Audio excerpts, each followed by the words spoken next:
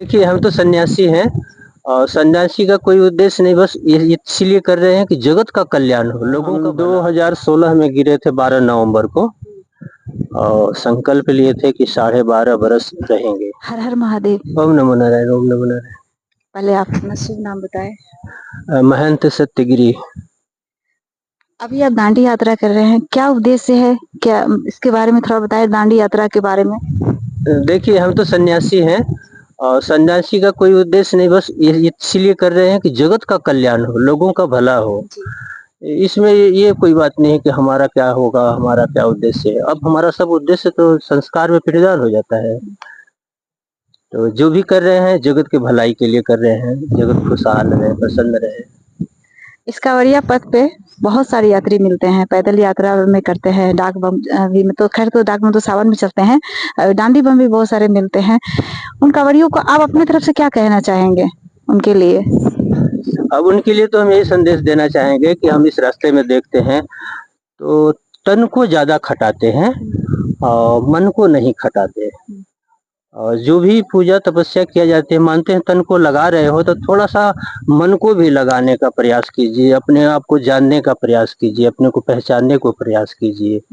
आप इतनी बड़ी तपस्या कर रहे हैं और आपकी तपस्या से दूसरे को कुछ सीख नहीं मिल रहा है तो आपकी तपस्या पशु के समान है।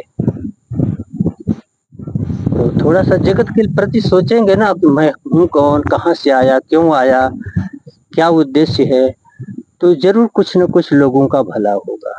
अपने लिए तो पशु जीता है, हम आदमी बने हैं। आदमी का कर्तव्य क्या है? आदमी में और देवता में फर्क क्या? हम देवलोक से ही तो आए हैं। वहां तपस्या किए कि हे नारायण, हमको मृतलोक पे एक बार जाने दीजिए। तो क्यों जाने दीजिए? तो हमको वहां बड़ी तपस्या करनी है। किस लिए करना है? कि हमको यहाँ पे बड़ा पद चाहिए। और यहाँ आया है तो किस चीज में फंस गया है, देख लीजिए। पशु से भी बदतर जीवन जी रहा है मानव जाति।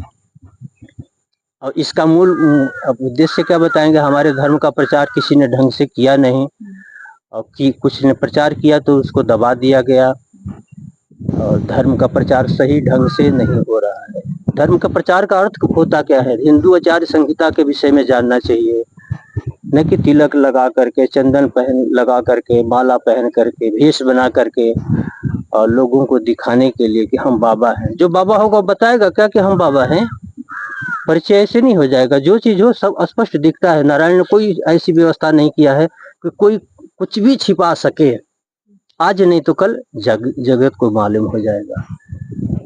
तो धर्म के पथ पे चल रहे हो तो अपने कुल खानदान के विषय में ध्यान दीजिए कि हमारा कुल खानदान क्या है।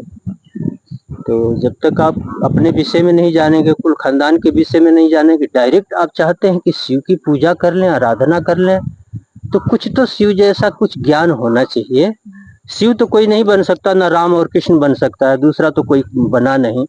तो उसका गुण तो कम से कम होना चाहिए। शिव की पूजा करने जा रहे हैं, आप जो है पत्थर पे जल चढ़ा के चले आ रहे हैं। मूर्ति पूजा का अर्थ क्या होता है? मूर्ति पूजा का अर्थ ये होता है कि जिस मूर्ति को हम पूजने के लिए जा रहे हैं और पूजा कर रहे हैं, उस मूर्ति के अंदर जो गुण है वो गुण हमको चाहिए। ऐसा नहीं कि जो है कि सिर्फ जल चढ़ा दिया, लोगों को बता दिया, रिश्तेदारी में बता दिया कि हाँ देखिए हमने ऐसा कर दिया। लेकिन सच्चाई ये है कि उस मूर्ति से हमको गुण चाहिए। शिव के पास जा रहे हैं पूजा करने के लिए, शिव के पास क्या है? वो तो महासन्यासी है, महादिगंबर हैं। तो उनसे उनके पास क्या है? सत्य है, न्याय है, दया है, प्रेम है। प्रेम नाम का चीज नहीं तो दंड काटने चला है।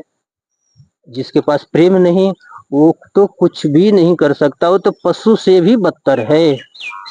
तो शिव के पास जाते हो तो उनसे मांगो कि हाँ भाई आपके पास सत्य है, न्याय है, दया है, प्रेम है, इनमें से कोई हमको एक दे दीजिए। और अगर जो एक को भी प्राप्त कर लिया, निभाह लिया, तो जगत का कल्याण होगा। यज्ञ होती है एक हवन कुंड में, लेकिन उसका लाभ के पूरे क्षेत्र को, नगर बस्ती को मिलता है। तो उसी तरह से अगर जो हमारे अंदर ज्ञान है दूसरे तक पहुंचा रहे हैं या नहीं भी पहुंचा रहे हैं, हम अगर जो अच्छा कर्म कर रहे हैं तो उसका प्रभाव जो है समाज पे पड़ेगा। और नहीं पर्दा डाल करके, ढोंग दिखा करके कर रहे हैं तो वो जगत भी ढोंगी बनेगा। तो अन्य खा रहे हैं दूसरे का, तो दूसरे के जगत के लिए कुछ न कुछ तो करना चाहिए। आप बहुत अच्छी बातें कर रहे हैं। आप अपने बारे में बताइए, आप जो ये यात्रा कर रहे हैं मतलब कब से स्टार्ट किए? ये सारी जानकारी थोड़ा आप दीजिए। हम 2016 में गिरे थे 12 नवंबर को, और संकल्प लिए थे कि 12.5 बरस रहेंगे। तो अभी तो 8वां साल चल रहा है। तो 12.5 बरस पूरा होने के बाद कहाँ फिर तो हम अपने अखाड़े में चले जाएंगे। तो अभी आप लगातार अभी कांवड़िया पथ पे ही हैं? हाँ, लगातार है। लॉकडाउन में भी दंड काटा है, और किसी दिन मतलब नारायण की चाहे इसको कृपा कीजिए, चाहे गुरु की कृपा कहिए, अभी तक तो जो है दंड एक दिन भी कभी रुका नहीं है, प्रतिदिन चला है, चाहे बारिश हो चाहे कोई भी कैसा मौसम हो। और प्रेम भी मिला है, ऐसा नहीं है कि इस रास्ते में लोग प्रेमी नहीं है, प्रेम करता है तभी तो अभी तक जो है कि सलामत है। तो सब कुछ ठीक है, लेकिन बस ये थोड़ा सा ये इतना ही ये परिवर्तन लाना चाहिए। जो लोग इतनी बड़ी तपस्या कर रहे हैं, बहुत लोगों को देखा है, बहुत भीड़ जाती है, लेकिन थोड़ा सा प्रेम होना चाहिए और ज्ञान होना चाहिए। नहीं तो ज्ञानहीन नर पशु समाना। गधा तो सबसे अधिक जो है मेहनत करता है, तो क्या हमने तो आज तक कभी किसी शास्त्र में गधा का वर्णन नहीं देखा है कि गधा की मुक्ति हुई हो। तो गधा मत बनो, थोड़ा आदमी बनो और अपने कुल खानदान के लिए जियो। और दूसरी बात ये बोलेंगे कि हिंदू धर्म के विषय में ज्ञान होना बहुत जरूरी है कि हिंदू आचार संहिता क्या कहती है।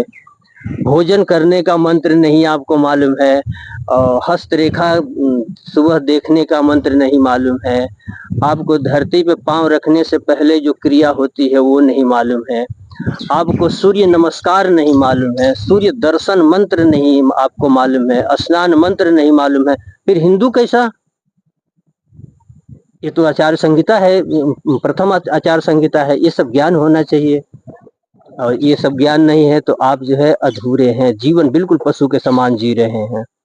तो थोड़ा सा धर्म के विषय में जानिए और आचार्य संहिता का पालन कीजिए।